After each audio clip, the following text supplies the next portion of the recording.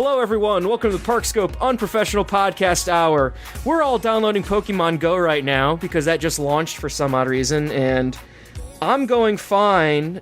Mine's taking a while to actually launch. Oh, there we go. Allow Pokemon Go to access your location while using it. Yes, I will allow that to happen. Also joining us tonight is Nick. Nick, how are you doing? It won't let me register. Why won't it let you register? When I click the register link, it goes to a 503 error page. Oops, it seems that this location is not available. So that like the Pokemon Trainer Club or something, or? I guess. Oh, I have to log into this. I'll do that later. I don't want to log in right now. Yeah, I need to use Google or that. So, how are you doing, Nick? I'm good. You're good. How's moving the furniture around?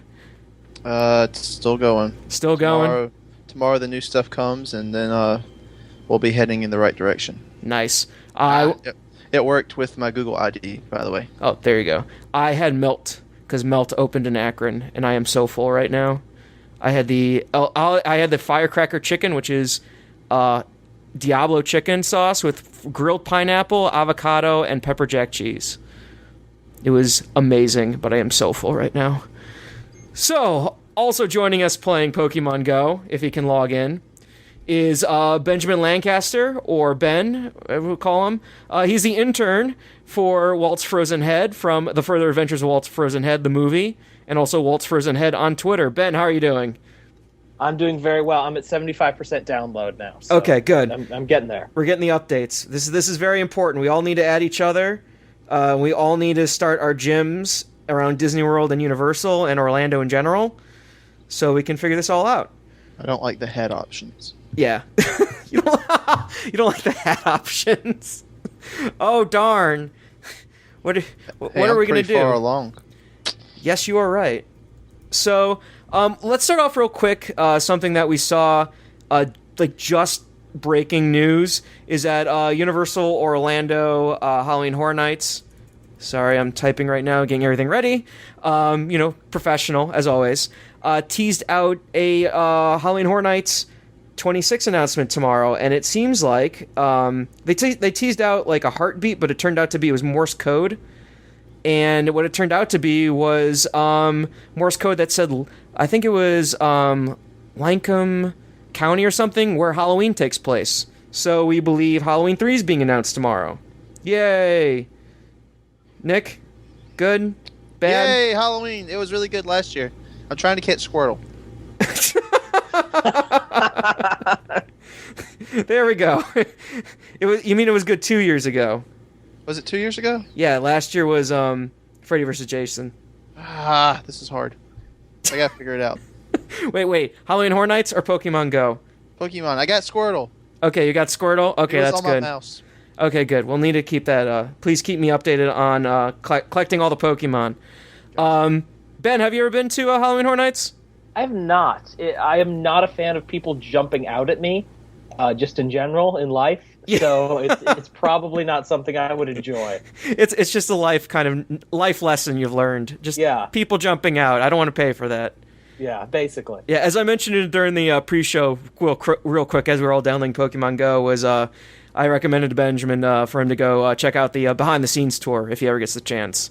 And I might do that. Yeah, I would like to see that. Yeah, so they split them up. I don't think they actually tell you which houses they do. So like, it's a roll of the draw if you get like the awesome mega house or if you get Walking Dead again.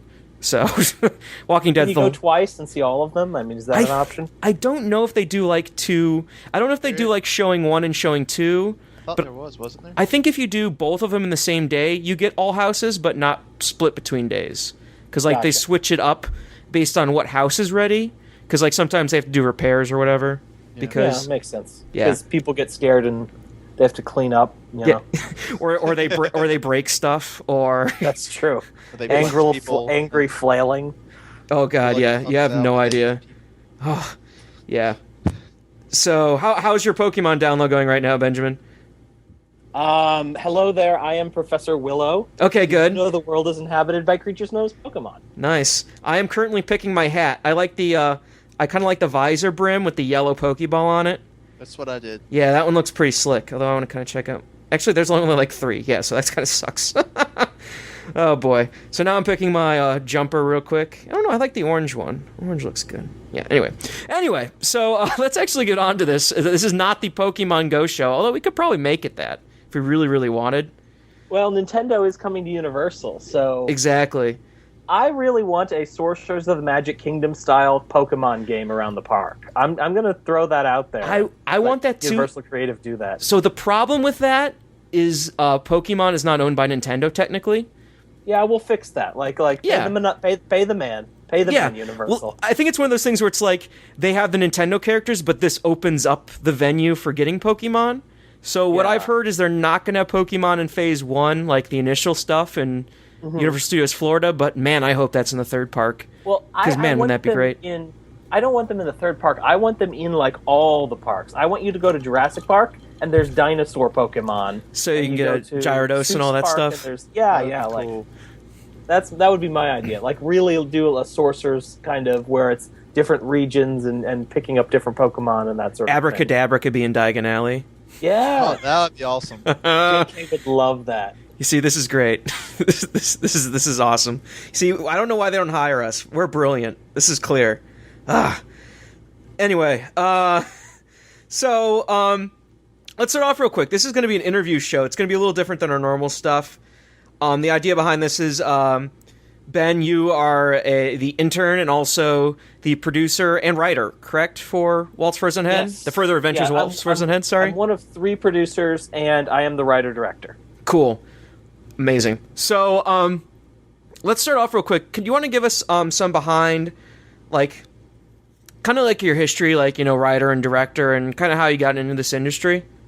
I am a huge theme park fan. Always have been. Grew up doing theater in high school. Realized that theater is difficult to work in, not impossible, but difficult. So kind of looked around at my different options when it came to getting a master's degree and finally settled on a program called digital storytelling where I realized that I could do fun things with video.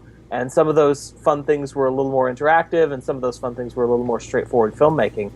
So I started making some independent films, started teaching at the university level, actually, mostly script writing, and realized I needed a MFA to continue that, and so wound up here in Orlando because I told my wife it was the best program and because I secretly just wanted to live in Orlando and go to Disney and Universal all the time. Awesome. So, and you've always been a theme park fan, like, since you're growing up? Is it something that you developed later on, or...? The world, ever since then, I've just been absolutely hooked. Awesome. I would go to the library, check out the unofficial guides to Walt Disney World, just to read like what was coming and what was there, and like imagine myself back there. Yeah. So and obviously this was before like the internet for reals. So there wasn't the big fan community that I could tap into, and so without that, I was just sort of on my own as this kid who loved Disney World and would read travel guides. Yeah, like alt.Disney World probably, and I wasn't on the internet back okay. That giant like Imagineering coffee table book that came out like in '96, like that one. I think I have that. Oh, I have that, and the new one too. Oh, those are so good books. I had the Animal Kingdom, opening book that showed how great Beastly Kingdom was going to be. And oh yeah, same. And the one that showed like the Dinoland concept art and it had the roller coaster in the background and everything. Yeah. That's a great book. Excavator. It's going to be great. Yeah, exactly. What's this Cali River Rapids that's coming? There's going to be tigers on the shore. Wow. Yeah, it's going to be the best raft ride ever. 2 years later. Yeah, that's awesome. So you kind of developed the movie because of your love of theme parks and just like the mythology around that. I'm kind of guessing. Yeah, I mean, it was that. It was also, I was kicking around a few ideas. We knew we wanted to make something, and it sort of fell that this, like, we're in Orlando now. We may not be in Orlando forever. Like, let's tell a story about Orlando. What's the best story that we can think of about Orlando? Well, obviously, it's that Walt is kept in the utilidors, and they thaw him out once a year.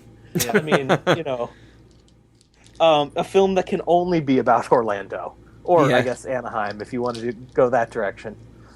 Yeah, that's great.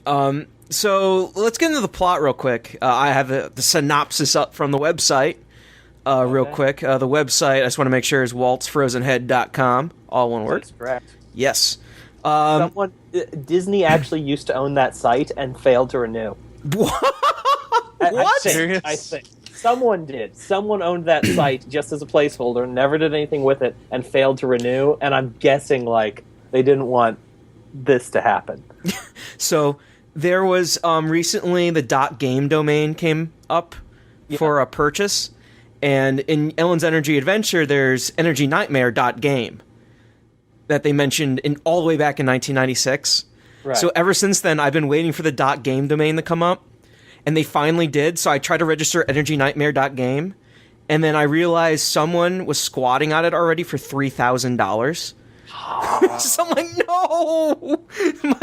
My years-long journey to keep this thing super secret, this awesome idea I have, foiled by a squatter. But like even then, like all the domains are like $100 or $600 for that domain.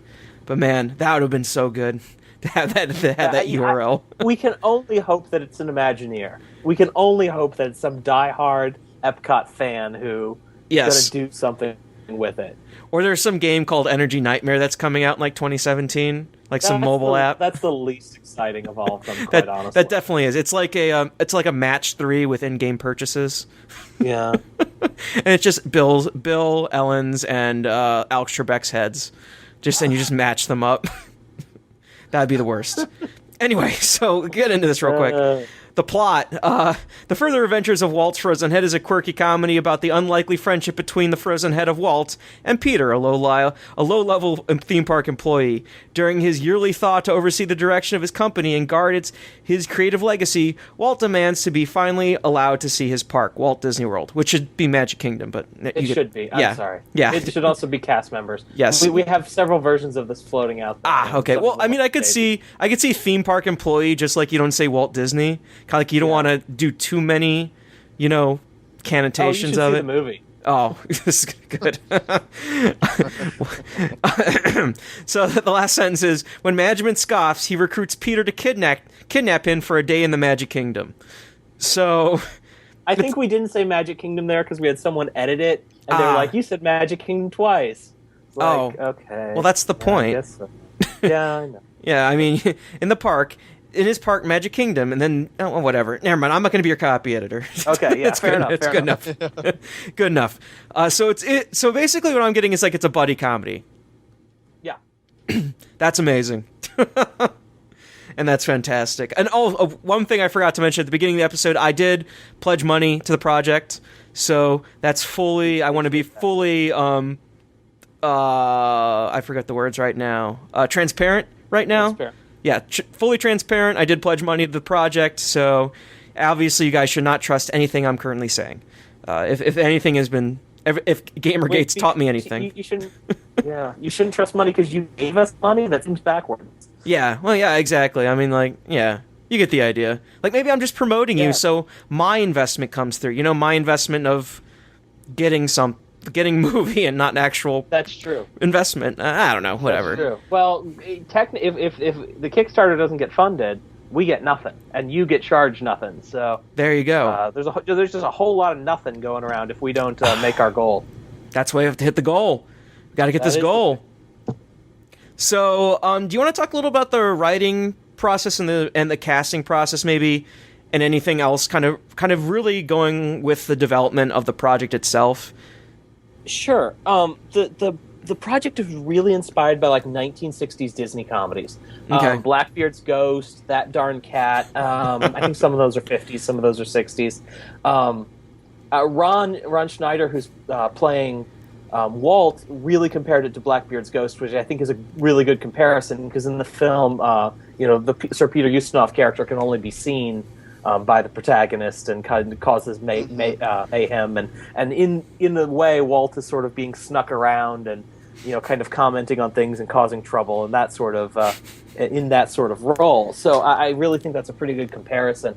We're making this a family comedy. Obviously, in that all ages really can enjoy it. I usually don't believe that whole like kids films have to work on two levels, one level for the kids, one for the adults. I think if you tell a good story, adults can enjoy it and whole family can enjoy it together. Exactly. So it's something we're intentionally keeping, GPG, and that's really for the market, but also just for the influences of those kind of comedies.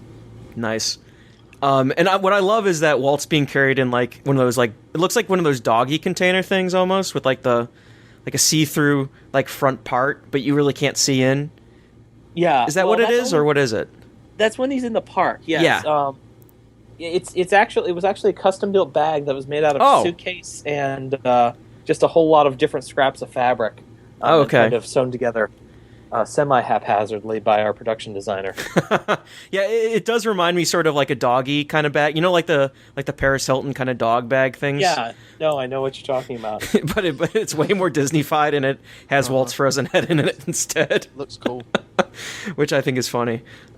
So how did the writing kind of go? Like, were there many different paths you went down, and what made you decide to go this one path with, this low-level theme park employee and Peter and all that stuff? It always had to be a buddy comedy because that's where really the humor came from. You had a kind of a normal guy, and you had Walt, whose disadvantage is he doesn't have legs, so he can't walk around the park. He's got to have someone sort of carry him around. And for some reason the head was just so much funnier than just Walt being frozen and thawed. And, he walks out of the chamber and he's sitting at the table. It's just not funny. Mm-hmm. The head lends itself so much more for the comedy. So that was obvious.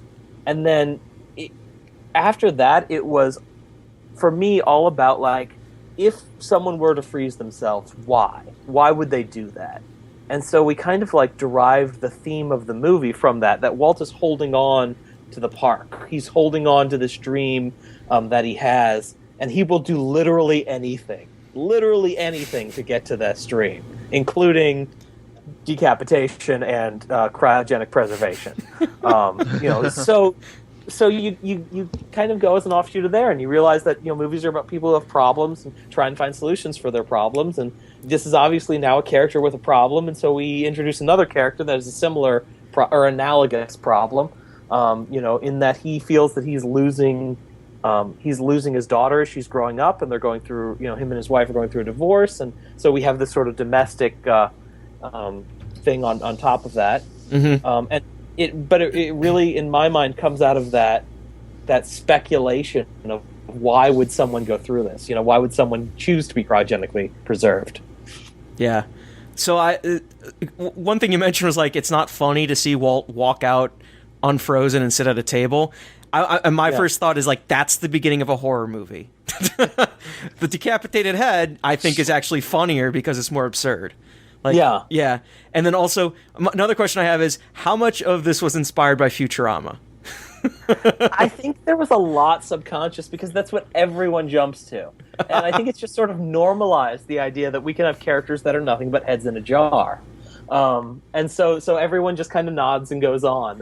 I don't think Walt Disney's ever shown up in Futurama, but he definitely could in the Hall of Heads or whatever. That's weird. Everyone seems to have their own head, but except Walt Disney, the one person known for he didn't necessarily do it, but the urban legend is he wanted to. You always thought he would do that. They would be in there or something. In the original pilot for Futurama, I've seen the storyboards just because I was searching around, and found it one day. And the joke is now Icy Wiener that he's delivering the pizza to, and the original joke was Walt Disney. That's fantastic. So I'm guessing they dropped it for copyright or trademark infringement. Well, I think that's also the reason why they haven't done a Walt Disney biopic yet. I guess Disney's kind of controlling it a little bit with a heavy hand, maybe. Just a theory. The two indie ones came out. Walt Before Mickey and As Dreamers Do, I think was the other one. Mm-hmm. I haven't seen either, so neither one got great reviews, but they may be of interest to Disney fans. Yeah, I'm just thinking maybe there was pressure or something like that not to have Walt Disney, and that's my only thought. It's a hard story to tell, and it doesn't really lend itself to a movie, sort of Walt's life. You'd have to pick a pretty specific section. Yeah, well, you have to find that kind of, you need to find the that conflict, that part where he has the fall, he has his I want, he has the adversary, and then he's triumphant, and you have to kind of find that. But it's always been kind of a mixture of like, successes and failures in a way. Yeah. So maybe that's why they went with Saving Mr. Banks, because it was very cut and dry, Pale Travers, boom, there we go. Mm-hmm. So one question I did have, I mean, obviously everyone's asked you this besides Futurama, is Escape from Tomorrow. I haven't seen it. Have you seen it? I have seen it. Yeah, I don't hear good things. I will not. They did something that no one could have predicted they did, and on that merit alone, it's interesting to watch, especially for Disney fans. Mm-hmm.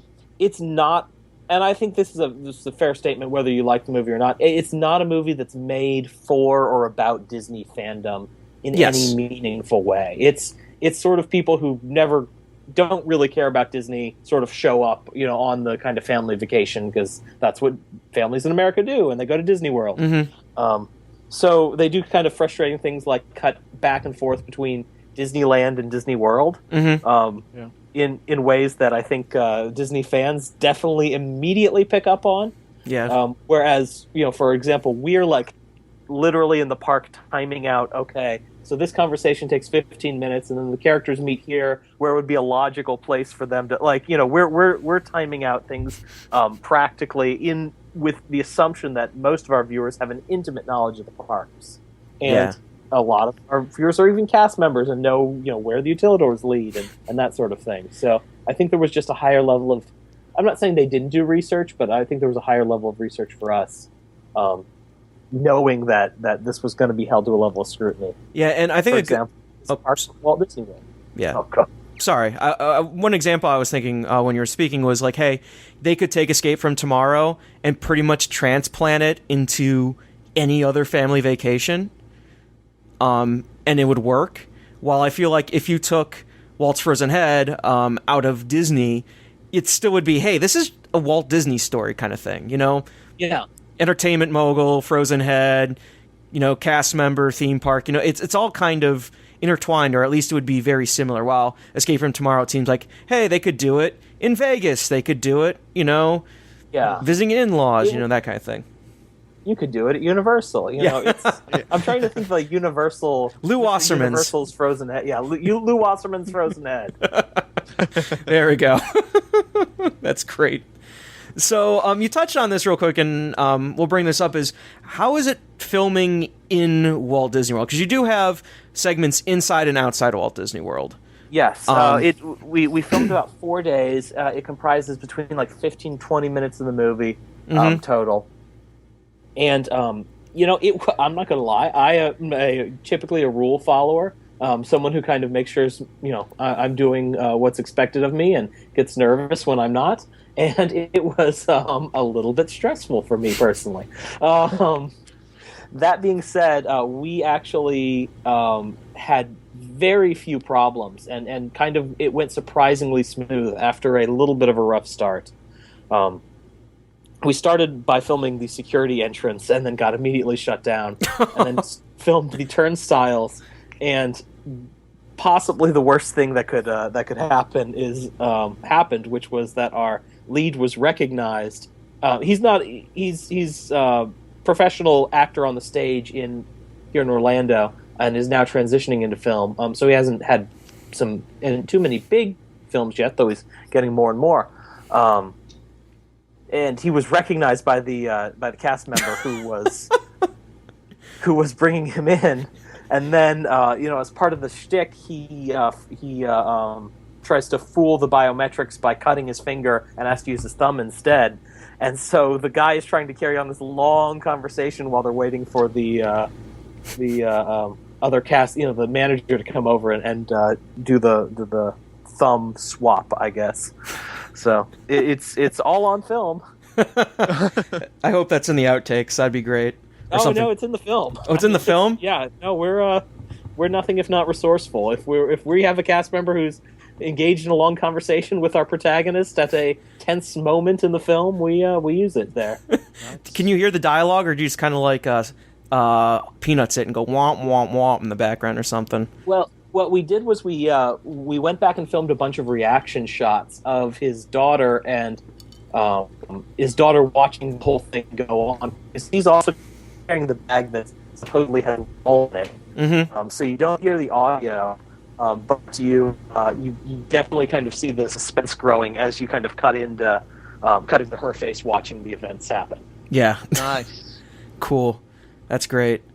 Yeah. So how else did and you said the shooting just went smoothly after that? I mean, there were a few hiccups, but I really kind of chalk it up to the pre-planning we did beforehand. We had our schedule, we knew our shots, we sort of hit our marks and got our footage and moved on. And there was just a ton of pre-planning that went into it. We had color-coded spreadsheets, and we all had everything on our phone. Everything was kept on our phone. We carried no paper into the park. Mm-hmm. And so there was a lot of pre-scouting and a lot of pre-planning so that we knew what we were doing and we could really pull it off easily, and no ad-libbing. So wow, that's impressive. The rules that we knew going in, and we had two people who had done theater before and were kind of used to working under non-Hollywood film conditions, and they really pulled it off. So non-traditional shooting methods. Yeah. So one thing you mentioned was like staging the shots and and kind of hitting marks and stuff. Mm-hmm. How is that planning that out in a theme park when there's busy congestion ways and then you have like lines that randomly appear for no reason? Like how did that work out? I visited. I had a season pass at the time, so I visited several. I mean, I was visiting all the time because I love going to the park. So yeah. What I claimed was that I was going on scouting trips. We took the whole crew on the scouting trip, and then the cast on the scouting trip, and walked through the locations we were using. Dialogue-heavy scenes were specifically set in sort of out-of-the-way areas that had a good background or that looked iconically like Disney, but we knew we could kind of not have to worry about Haunted Mansion line extending there. So you'll see like the Tangled restrooms is in our trailer. Kind of inlet there over by Storybook Circus, sort of towards the back near the cell phone charging area. Mm-hmm. So we picked for scenes like that. We picked locations that were a little bit out of the way. But for more traveling shots and things like that, obviously we had more freedom. And we basically just shot wherever and tried to know as best as possible the crowd flow. That's nice. I mean, it's bizarre to me, just like, as again, like I like to plan everything out and figure out how everything would hit, where things would be and how you get the shot, but you're dealing with, 40,000 people who are not there for your particular reason or more, because you have cast members too. Yeah. So that's just utterly insane to me. But I mean, I guess you have to kind of roll with it in a way and kind of just see how it ends up, I guess. Yeah, I mean, it is a different filming experience than I've ever done before. I mean, I've done documentaries, which is different, or similar but different, and I've done obviously traditional filming, which is very different than the experience. But it was a unique experience. It's not something I'm going to be jumping to try again, but I really am very proud of what we pulled off. Yeah, that's super cool. How is it like producing and kind of like getting all this stuff together? You touched on the spreadsheets and those kinds of things. Anything else that was like kind of unique for the theme park side of this? I mean, I guess the most unique thing was that instead of like, bringing in catering every day and stopping in the air conditioning and take a break, it was like, okay, guys, Cosmic Rays or Pecos Bill. Yeah. Like, on one hand, we're kind of like being tourists at the same time we're shooting a movie. So there is that kind of element to it. Obviously, we did the cheapo route of bringing in all our own snacks, which was primarily what was in the Walt's head bag to give it some weight. It's brilliant. Water bombs. It makes sense. Yeah. I mean, gotta put something in there. So yeah, that's a great idea. It's like I'm just thinking, hey, the wrap party's at Harbor House, everyone. Yeah. It was a limited crew. I think I've said different numbers now, but I think there were 2 actors and probably 4 crew members, so a total of about 6 of us. Partially that was cost, obviously tickets, getting people in, and then partially there was the let's not draw too much attention to ourselves. We did have lookouts, and we were shooting in priority order. So things we thought, if push came to shove, we can fake this. If we thought that, then it kind of went to the bottom of the list. If it was this is absolutely essential to make the movie work, it went to the top of the list. And then all throughout the day, we had people ferrying out cards, memory cards with the footage on it. Okay. So we weren't taking chances. If we got caught, we had basically a meetup plan that involved someone's at Disney jail and the rest of us are getting the heck out of here. Yeah, some people smuggling the cards in like crevices in their bodies and like a cocaine ring. we had our lookouts who were really instructed. Like if something goes, if we get caught or something, you just start heading out. So there would be no need for crevices. Which I understand was involved in exit through the gift shop. So. Oh, well, that's. I don't know if you ever saw that. I didn't, but I know about it. Yeah.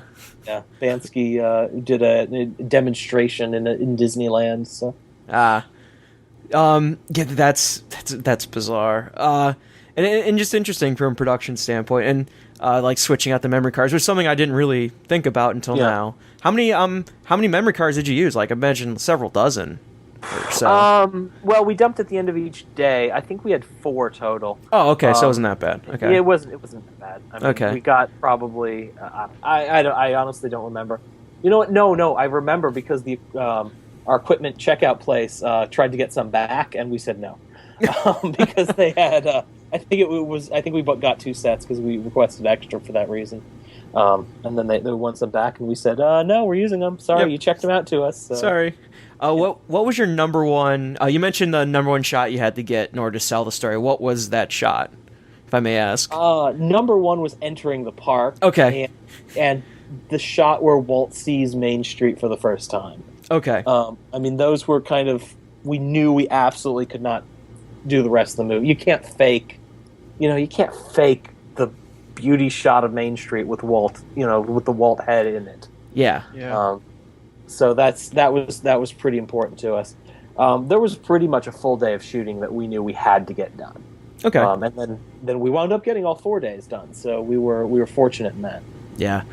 So you kind of told some funny stories already. Any other kind of weird stuff that happened during those 4 days? There were security guards who paid a little too much attention to us, but the time we got closest to getting caught was we were shooting at night, and we were waiting for the sun. We were waiting for the sun to go down. We had shot some kind of at dusk, and we were shooting again at when it was pitch dark.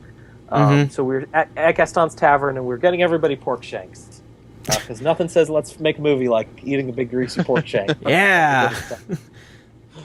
Anyway, the waitress had overcharged us, and they called over the manager to get the thing refunded. And I realized that the debit card I used says my name and then the business name, and the business name is Just a Head in a Jar LLC.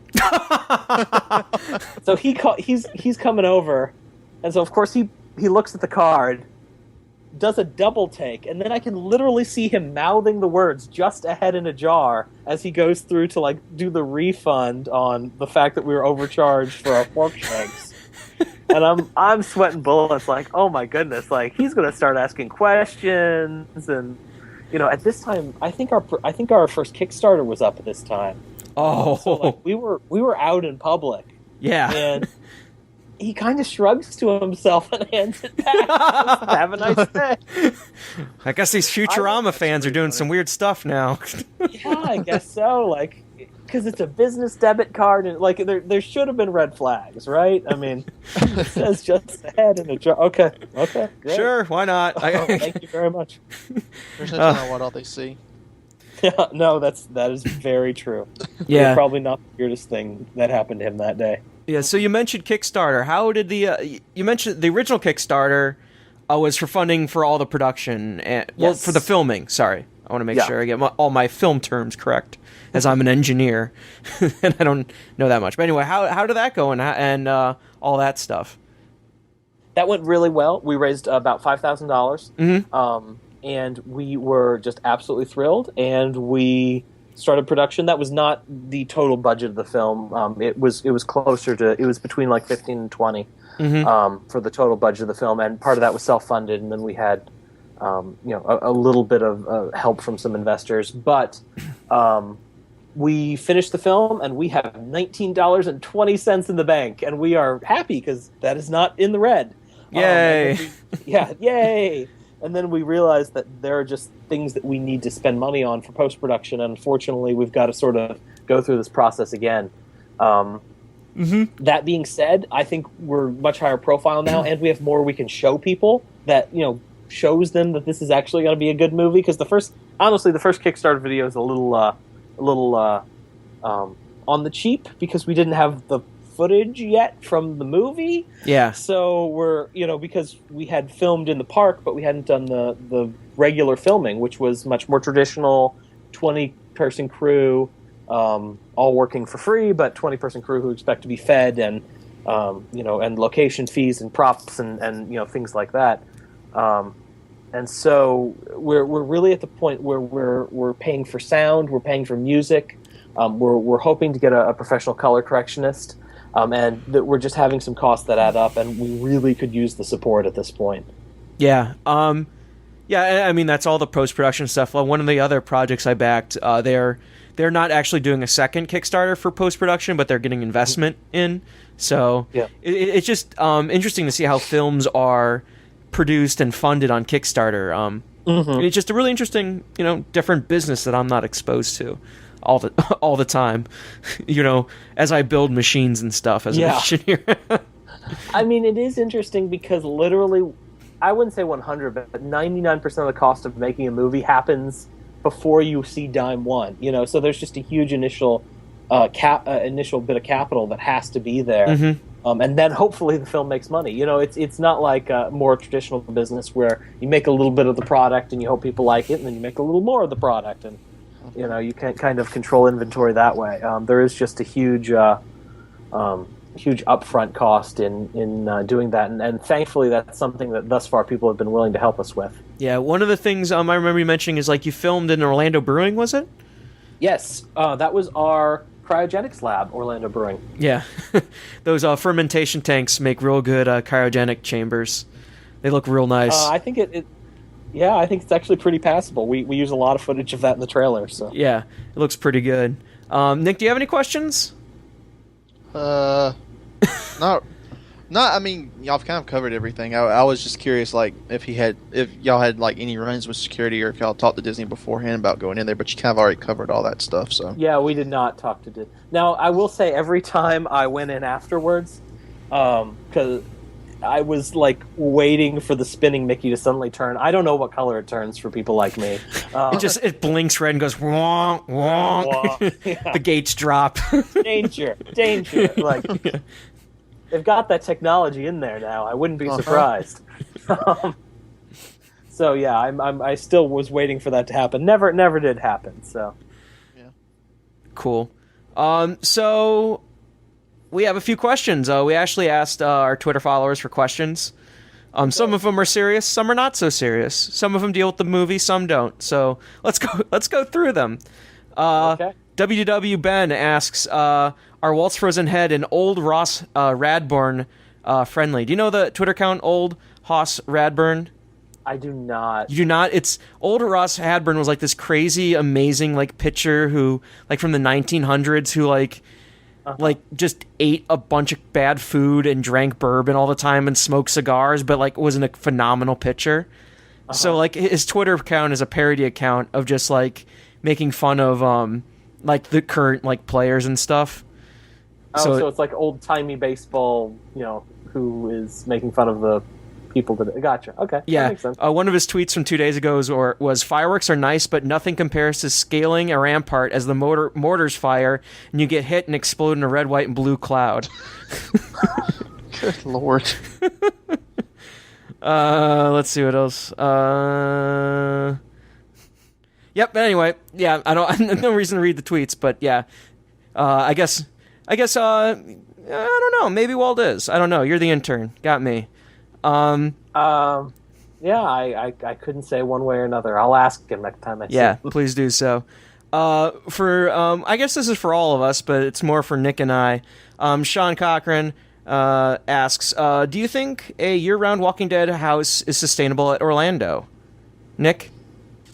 I mean, I think it would be fine for. I think it's going to happen, but I think it would be fine for like 5 years or so. And you're not you're talking a walk-through attraction. You're not talking something that's can't be replaced relatively easily. But I think for like something to put in there for like next year, like Fast and Furious is not going on. So I mean, even if you use like that second Shrek theater that they take down for Halloween Horror Nights and put a Walking Dead attraction there, you're talking about a new attraction that you can promote that can service the crowds and will be popular and move merchandise for a period of time until you decide to do something else. Yeah, I'm not. I think it works in Hollywood more, but it just seems like that's something tourists are gonna not. I mean, they're gonna go to it, but it doesn't seem like that big of a profile attraction, personally. I mean, it's a speed bump. It's another speed bump. Yeah. See, I guess my 2 cents is I sort of disagree with the assessment that it works better in Hollywood than here. I would think here you get more once-a-year visitors who don't necessarily see all the overlays, whereas in Hollywood you're getting more of that local crowd. Huh.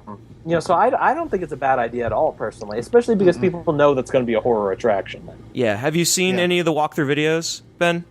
Of Kong or of Walking Dead? Of Walking Dead. No, I haven't. It's actually pretty well done. I mean, there's some audio animatronics in there. There's some live actors. There's a really cool effect that uses Musion technology and mist and lights to make it look like this giant cabin's on fire. Yeah, so that's a really cool scene. Yeah, so I mean, there's some good sets, but I don't know. Yeah. It doesn't seem like.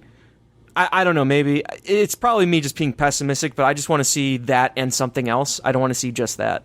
I think like if you did that and Fallon together, or that and Fast and the Furious, because then you're talking about your speed bump to get to Fast and the Furious is The Walking Dead. If you put it closer to the entrance, people are going to go to that and then go to Fast and Furious, and it will not everybody flood to that one. So. Yep. Sorry, Ben, we cut you off. Any last thoughts on that? No, I just I think it's you gotta go how people are actually touring, and if people can't make it down for for Halloween Horror Nights every year, I think it's you can give those horror fans something to tide them over. And then give them pamphlets at the end. Yeah, come to Halloween Horror Nights next year. September, October. This was good. Yeah. And if you think this was bad, the other ones are better. Yeah. Exactly. MIMNSTTR on Twitter. He already asked. He asked, "Have you gone to the parks, Ben, since you put out the trailer?" So yeah, you have. So yes, I have. We answered that question. The NJ Brandon on Twitter asks, "What will be the next location that Guardians of the Galaxy will be rumored to replace?" Someone already did the joke about how the Haunted Mansion currently has a scrim up for redoing the facade. So someone's already rumors of Guardians of the Galaxy replacing Haunted Mansion. That was one of my favorites. It's a small galaxy after all. I mean, little Groots everywhere and everything. I mean, it's already the little Groots were cute. You could just have them dancing and swinging around. There you go. Nick, what are your thoughts? That'd be a good replacement for the teacups. Those little flower pots that you sat in and you waved your arms around. Well, you're the dancing baby Groots. There you go. Don't give them any ideas for Hollywood Studio. Yep. Alex at home, Alex Show. He asked, "What was your main inspiration for making Walt's Frozen Head?" You already talked about that a little bit. And his other question is, "And what is your favorite film so far this year?" Did Zootopia come out this year? I that think would probably it did. Be my favorite. I think it did. Yeah, Zootopia came out in March, I believe, or something like that. Yeah, I haven't gotten to the movies too often this year. Mm-hmm. I got 2 kids, so they keep me at home. I understand that. Well, not that I have kids. I just don't see movies that often either. So that angle. He already asked where you'll be able to buy and film, and where you'll be able to see the film and buy it. You said make sure to back it on Kickstarter so you can get it early. And also waltsfrozenhead.com. Derek Bergen. Can I give a sorry. Can I give a quick plug in here? Yeah, sure. First, just to let people know why pre-ordering is important. That $19, which is what we're charging for just a pre-order, nothing else. You can get a better deal if you order it with something else. But that $19 we're charging, we can use that money to actually give you a better movie. If you wait until the movie's done, we can't use that money to give you a better movie. Exactly. So we really do appreciate those pre-orders. Cool. And go to waltsfrozenhead.com. Make those pre-orders. Make it happen. Derek Bergen asks, what is Walt's Frozen Head's take on the new Disney Springs experience? Have you talked to Walt yet about Disney Springs? This was the who licensed Wizard of Oz, right? Oh, I'm sorry, you cut out there. Oh, sorry, you cut out a little bit too, yeah.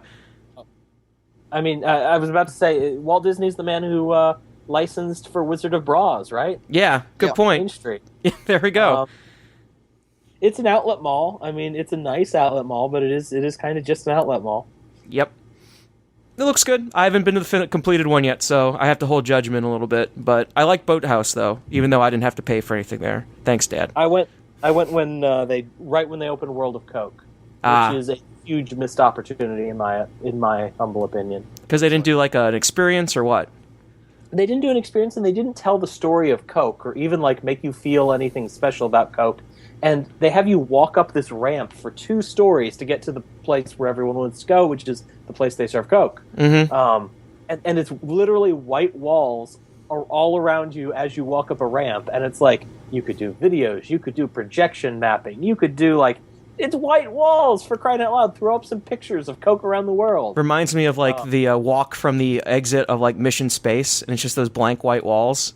It's like, you guys could paint like the galaxy here, like... The exit is the star, and then you can paint all like the distant galaxies as you walk towards the star. You know, that kind of thing. It appears to be a missed opportunity compared to what they have in Atlanta. There was some things that they could have brought down. Like they have a walkthrough where it's not, they're not really they are bottling Coke there because they do bottle Coke in the World of Coke, but where they bottle them, and your part of your mission is you get a bottle of Coke that's got the World of Coke in Atlanta, Georgia, imprinted on it. But you know, they could do something like that where they could show you how that they actually bottle Coke on like the second floor even, and you know, charge $5 or $6 for somebody to walk through there, and you get a bottle of Coke at the end of it. People would do that, instead of doing 2 floors of merchandise. Yeah, and it's very awkward to get in and out of, because you want to go to the top to have the Coke garden or whatever it is they're calling it, but there's only 2 elevators and everyone else is taking the ramp. So. Next question. Tom Stidman asks, what do you think about Shigeru Miyamoto working with Universal Creative on attractions for Nintendo Land? I think that was announced a while ago. Yeah. That he would be working on attractions. And my understanding is part of the reason why he wanted that they were game to go with Universal is because he would be working on the attractions, and he got really excited about what he saw. So. Good. Yeah. Good. I mean, I think both Seussland and JK both show that their creative partnerships can work. Oh yeah, definitely. Next question. This one's for Walt. Do you ever get freezer burn? Very good defrosting cycles. Okay. Yeah, my freezer doesn't have that, so I fully understand that. Next question comes from Zach. He asks, if you could freeze any executive's head, who would it be? Whose would it be? Sorry. Yeah. I would probably say Card Walker. I mean, he pretty much gave us the most innovative theme park, with the exception of Disneyland, which is Epcot. Yeah. So I can't think of another executive I would want to go anywhere near, that idea. I was thinking maybe Dick Nunes. Oh yeah, Dick would be good. What about executives outside of Disney? Oh, that's a good question. I was thinking Steve Jobs would be a good one. That's always a good one. But if we did Donald Trump, could he stop running for president? No, he just turned into Richard Nixon on Futurama. Yeah, that's true. Yeah, he could have unlimited terms then, right? Yeah. Robot body. Come here, Agnes. Next question comes from Kenny Spoonman at In the Loop Kenny. He asks, monkey beer at Animal Kingdom. Has anyone tried it? And he says, best beer ever. I haven't tried the monkey beer yet. Haven't heard of it. I haven't heard of the monkey No. beer. Yeah, that's news to me. Maybe is he talking about Kungaloosh because that's a new beer they have. I've heard of that. I should have followed up with him on this. Does it have a monkey on the bottle? Or Maybe, I don't know. It's not like monkey bread because monkey bread's like that stuff and you pull it off. Yeah, I haven't heard of monkey beer. Go figure. The Kungaloosh didn't get too good of reviews, has it? My understanding is that it's a spiced ale, like a Christmas ale, but not like Christmassy flavors. Yeah. But it's heavy and spiced, which you know goes Something spot on. fantastically with Orlando weather. Yeah, I know Brian said he didn't particularly care for it, so. Yeah. He also asked one more question. Says he liked Mako, and he asked if any of us have ridden Mako. I haven't been to Orlando since Mako opened. Nick, have you? I haven't been to SeaWorld. Have you been on? to Orlando? No, I've been to Orlando, but not SeaWorld. Okay, there you go. Yeah, we haven't been to SeaWorld yet. Plus, I silently protest the closure of SeaWorld Orlando. So, Ohio. Yeah. I mean, SeaWorld Ohio, sorry. Yeah, SeaWorld Ohio, when it was used to be open like half an hour from where I used to live. So, good times. Pour one out. And that's it for questions. Thanks, Ben, for joining us on our episode this week. Where No can problem. they... I appreciate you having me on. Yes, where can we find you online at? Online is twitter.com/Walt'sFrozenHead. No O in Frozen. Keep checking that Twitter handle just to see if it becomes available, but no, Okay. still no O in Frozen. Yeah. Facebook.com/Walt'sFrozenHead and Walt'sFrozenHead.com. Nice. And get to the Kickstarter from Frozen, You can get to the Walt'sFrozenHead.com? Kickstarter- Yeah, it's based. The Twitter account is basically me just posting the Kickstarter link at this point. Okay, there and you it will go. be that way until Sunday. Okay, yeah. So make sure you guys, when you hear this episode, go and donate and go pre-register and get that movie. Appreciate it. Yep. Anytimes. Nick, where can we find you online at? At Parkscope Nick on Twitter. Same on Snapchat and on Pokemon Go. Awesome. There you go. Yeah. What's your Pokemon Go? Ben, if you signed up yet? No, I haven't signed up yet. Okay, never mind. I just picked my backpack. Okay, cool. You can find me at Parkscope Joe. You can find all of us at parkscope.net and at Parkscope on Twitter. Leave us a good review. I want some more good reviews. That'd be real nice. And I'm thinking about, I was talking to Felipe about this, Nick, uploading our episodes to YouTube. Get more distribution that way. Let's go for it. Well, we'll have to try that. So, on behalf of everyone, Kungaloosh, love everybody, hate everything, and we'll see you next time.